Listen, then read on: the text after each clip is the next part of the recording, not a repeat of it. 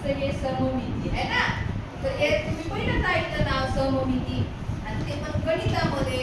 मग सममिती म्हणजे काय असा प्रश्न पडला का तुम्हाला? पडला प्रश्न?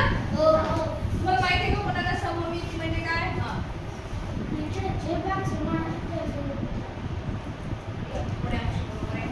आणखी बघा सममिती कशाला म्हणायचं. बघा मी तुम्हाला, माझ्याजवळ एक पान आहे. काय आहे?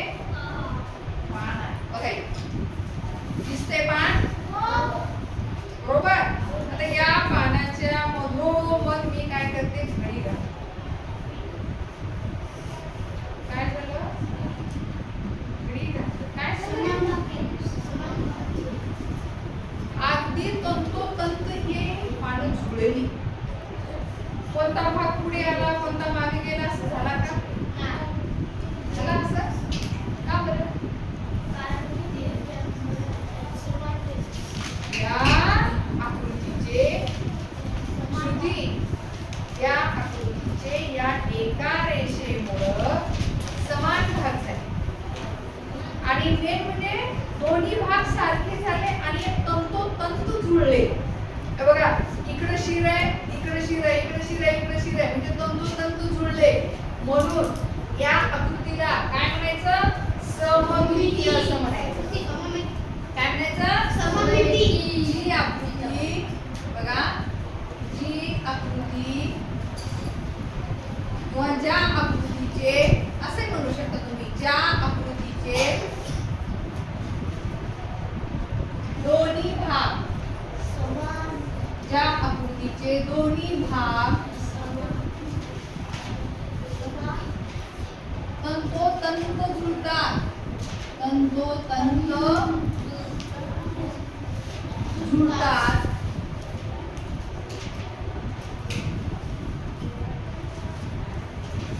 व त्याचे समान भाग होतात, व त्याचे दोन समान भाग होतात, व त्याचे दोन समान भाग होतात, समान भाग होतात, त्या आकृतीला काय म्हणतात?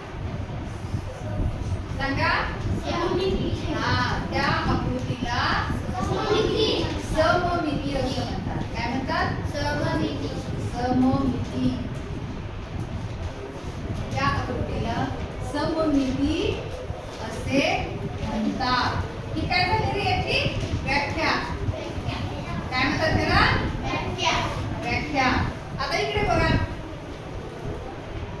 ही आकृती आहे. या आकृतीचे दोन समान भाग होतात का? नाही होतात. बघा या आकृतीला जर आपण इथं मधोमध जर आपण समान रेषवरती केलं, काय झाले? दोन समान भाग झाले. म्हणजे ही आकृती सममिती आहे का नाही? आहे. आता आपण दुसरी आकृती काढू, षटकोन काढू. या आकृती सममिती आहे का नाही? कसं होईल? बरोबर याच्या मधात जर आपण स्केलनं अशी रेषा ओढली तर काय झालं?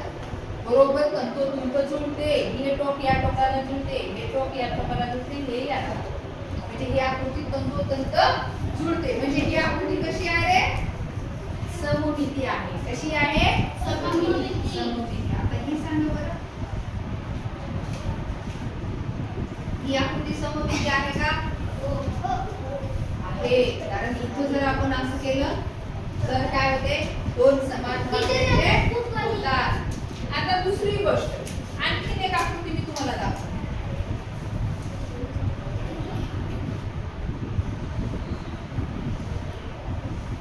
ही आकृती सममित आहे का? नाही. का बरं? कारण की याच्यातून जरी रेष ओढलं तर हे टोकाला जुळणार आहे का? मग ही सममिती होईल का? नाही होणार. ही आकृती सममित नाही. लक्षात घ्या. हे म्हणजे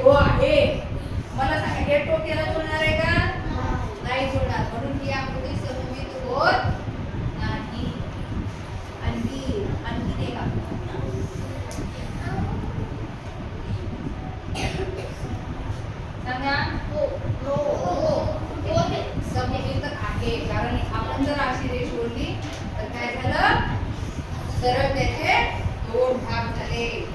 सममित आहे. आता ही जर आकृती आपण काय ही सममित आहे का?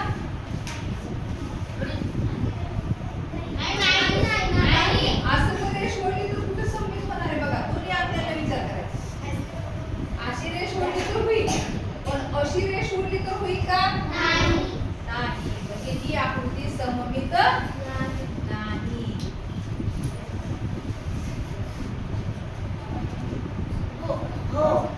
सममित आहे. लक्षात आलं? मग आता मला सांगा, हे जे पुस्तकात दिसते ए सममित आहे का?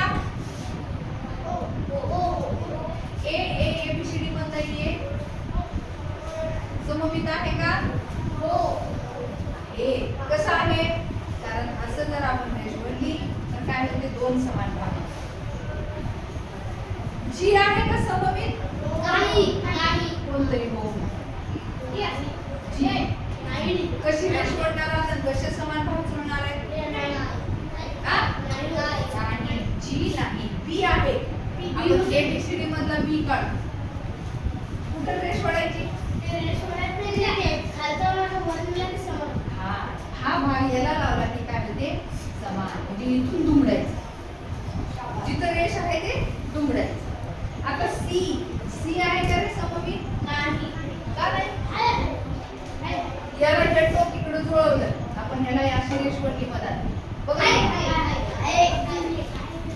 डी आहे, ई आहे, एफ नाही. एफ कसा आहे? जी नाही, एच एच आहे. सांगा बरं, ह्या मधातून घडी घाला.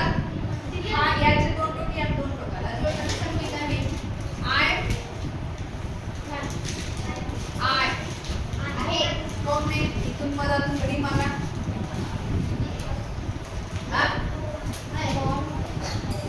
जे आहे का सममित? नाही. के आहे. मदत मार बघा, तुम्ही के मदत घडी मारा. इथं दोन्ही लोक खाली जुळणार. एल सममित नाही. एम मधातून मारा. एल सममित नाही. ओ आहे. पी नाही. क्यू आहे. आर नाही. एस आहे. टी क्यू आहे. पी आहे. डब्ल्यू आहे. एक्स आहे.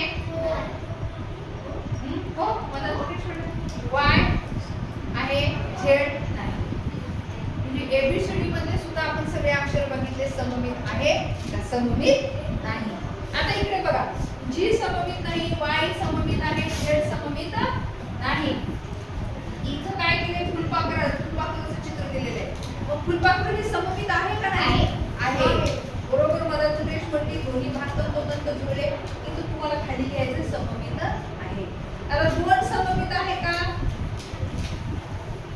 आहे नाही. कसं होईल मला सांगा, इथून रेष ओढली तंतोतंत जुळतील का? नाही. तर वरी कोण मोडायचं आहे का? कोण मोड नाही. म्हणजे या म्हणजे सममित नाही. हे आहे. आपण इथून षटकोन काढा. एल नाही. एक्स आहे. एच आहे. इथं लिहा सममित आहे, सममित नाही. बरं, एक मिनिट इकडे बघा. विमान सममित आहे. चांदणी मान आठ आहे. निरीक्षण नीट पाहिजे, आपल्या डोळ्यांनी निरीक्षण नीट पाहिजे. हे